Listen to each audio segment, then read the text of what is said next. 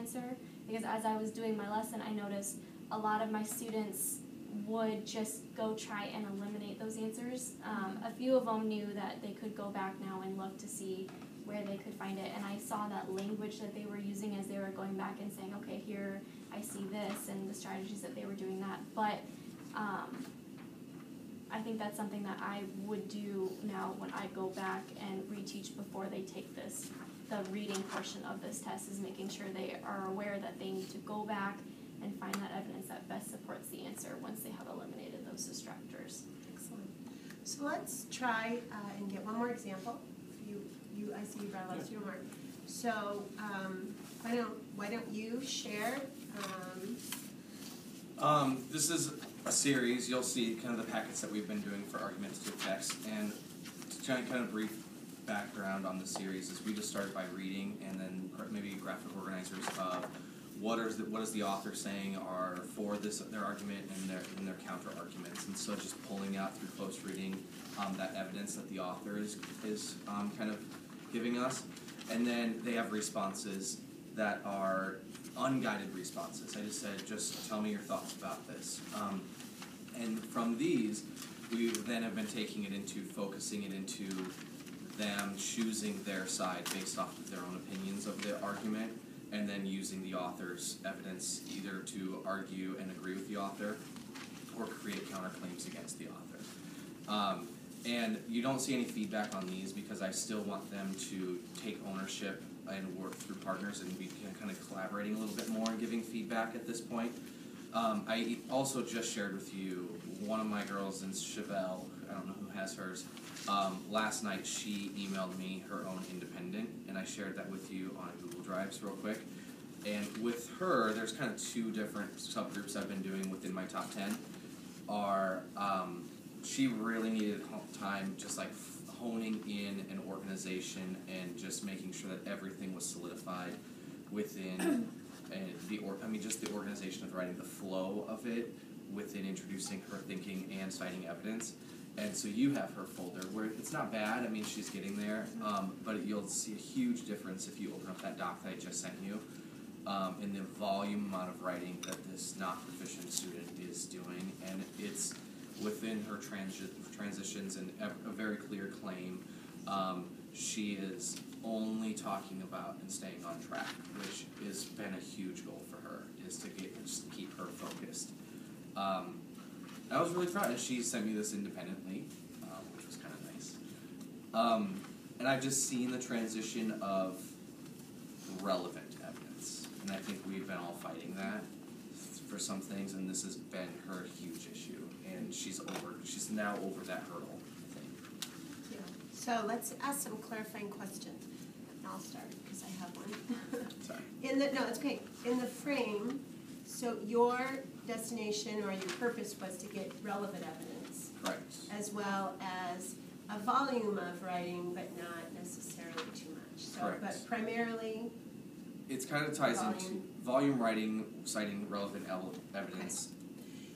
And it's a response to model argumentative. Correct. Okay. It looks like you have very much differentiated this. Can you talk a little bit about how you've done that? With her paper that I shared with you on Drives, she's a very visual learner, and so for her, I've kind of taken that step up to writing and really said topic sentences are green and conclusions, so she sees the connections between those. The evidence kind of is just kind of in that red because that's the meat of her paper, just the evidence and her analysis of that evidence. And then the stop, I kind of think of them as stoplights, like the yellow, the orange is kind of the, hey, I'm warning my reader I'm going on to new things, and making those connections for her and about 3 others in that group have really helped them see, I've got to have all those parts on that. Others in my top 10, they have never wanted to highlight, they've never wanted to color code. They are 100% just give me the facts, just give me it this way, so that's kind of why I separated them into those 2 groups that way. It's a lot of, for her, a lot of organizers as well, pros, cons, let's go back to there. What's your argument, how can we start that off? She's in the writer's handbook every single day. She's pulling it out whenever she's writing her claims, whenever she's looking at transition sentences. And again, that this is independent, this was without parent, right? I gave her an article, it's Should We Live Forever? And this is what she did. This is what she did. Okay. Other questions?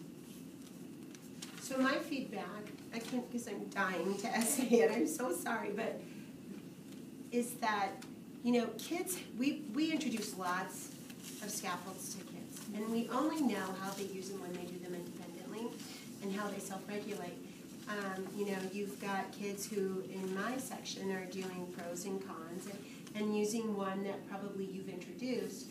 Clearly you've introduced that. Those things don't really happen in a vacuum. But kids have choice and they're starting to find their way through that, which is very exciting. Takeaway is to use this probably as an example to provide lots of scaffolds and then give kids choice to find their way through it for me. Can I add on to what you just said? Sure. I did not mention that. It's on our wall where we talked about 4 different ways to introduce argumentative writing, pros, cons, or just totally for your argument for 3 major reasons, or ripping the opposing argument apart for different reasons, or taking main ideas and doing pros and cons within them. So lots of different ways to do ideas. things. Yeah. Okay. First of all, I'm just like totally impressed at the amount of writing that has come out of this unit. Wow. Hopefully there's a portfolio that these all go into because this is a volume of writing. But and as I read through a couple of examples here and Chevelle's evidence of acquisition of that content vocabulary and what it takes to write in this way, that language and organization is very present in all of these pieces that I'm looking at. I'm seeing evidence of the standard here with paraphrase as well as cited evidence. There's just a lot of evidence of the work that you've done toward this standard and making this relevant and differentiated for kids. I would have to agree. I see a lot of cited evidence, which is that advanced level. So I'm very impressed that your kids are citing specific evidence taken from the text. I love that she's using great transitions other than one reason, another reason, lastly. She started off, you could see one reason, and now you have just totally full. So you can see the change. So very impressed with that. And I just like this specific scaffold. I feel like our kids are, you know, they're understanding the topic sentences, they're getting it, but we always still have that one small group who's just not quite there. And I feel like this specific scaffold would be very helpful to them with the color coding and talking about how, you know, you need to see this here, you need to see this here, you need to see this here. I feel like it's visual and it really helps them to make that connection to their own paper. So I like that specific scaffold. What I really liked too was that you seem to be comfortable enough with your students to be able to allow them to do this independently, and you knew that you had provided the right guided lessons and the right materials that they could use to be able to do this volume of writing independently, and that's great to see, especially when I'm looking through here and I can see that they're already having that their claim and then their evidence, and then I saw a few that even had an analysis in there and relating it back to their life. Like I know I'm right because this is what I know, and so I thought that was awesome to see. Good. What? You can join us. Well, I do, yeah. I'll be glad to. I was just going to ask you something too. Okay. Before we finish, I wanted to kind of stretch you, maybe as a learner, and have you listen to something that I just heard on my favorite radio station, NPR. And I was just actually talking about this morning with Lisa when we were doing our coaching kind of cycle and feedback. So I'm going to play this, and I'll link it also to our agenda in case you want to go back and listen to it again. NPR also will give you the script, but it's fairly new. This, I think, is fairly applicable because, for example, you're both doing, or all of you are doing close reading strategy, as well as applying it in informational text. So it's sort of like dead on right where we need to be. So you're going to have to stretch, because if you're a visual learner and you'd like to read, you're going to have to kind of emphasize your listening skills and take maybe some notes, because that's what we'll respond to in a quick write, okay? It's about 3 minutes, 26 seconds, so it's a quick one. Ready?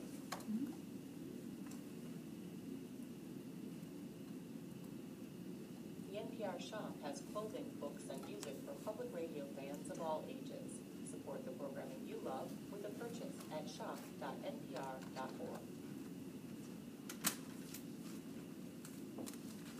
Many of the nation's public schools have been implementing new standards for literacy and math. They're called the Common Core. Right now, big new standardized tests intended to make sure kids meet these standards are themselves being tested out in many states. In just a minute, one of our reporters takes a practice exam. But first, the Common Core literacy standards. They're all about tackling tough reading, making sure kids are able to form ideas about what they read and to support those ideas in writing with evidence. Vermont Public Radio's Charlotte Albright went into the classroom. Newton School looks like a big white New England farmhouse perched on a hill in Stratford, a tiny village in the eastern part of the state. Inside, about 120 students from pre-K to 8th grade hurry to class. Kids in Ms. White's 8th grade history class sharpen their pencils. Today, they have a visitor. Joanna Hawkins is an education consultant, and for the next 90 minutes, she's in charge. They're beginning a new lesson on the Holocaust. To get things started, she invites a minute of conversation with the kids about the way Nazis forced Jews to publicly identify themselves. Like they have the little yellow stars pinned together.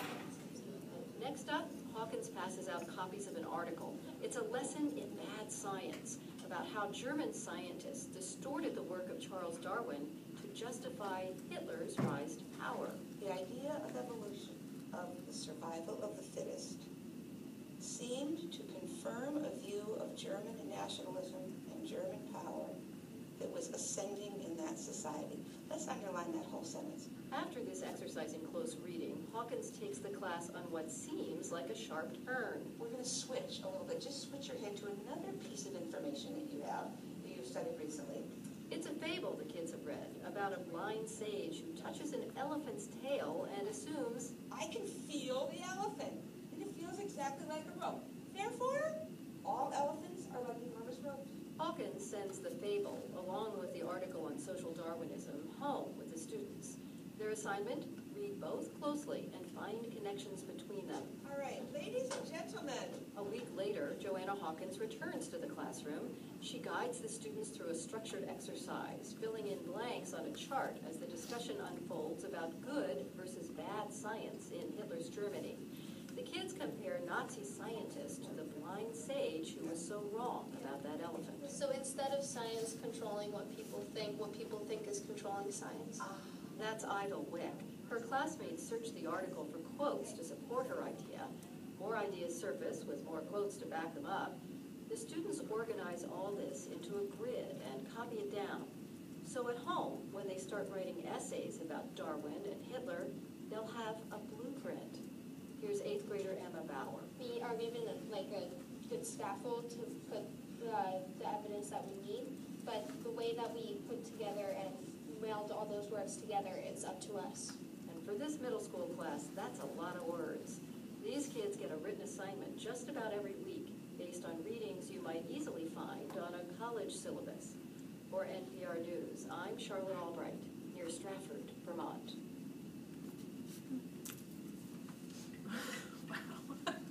Yeah.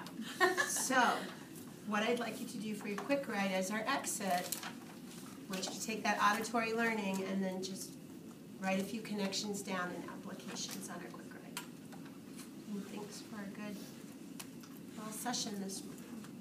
Kim, can I borrow your quad for a second? I can see your guide.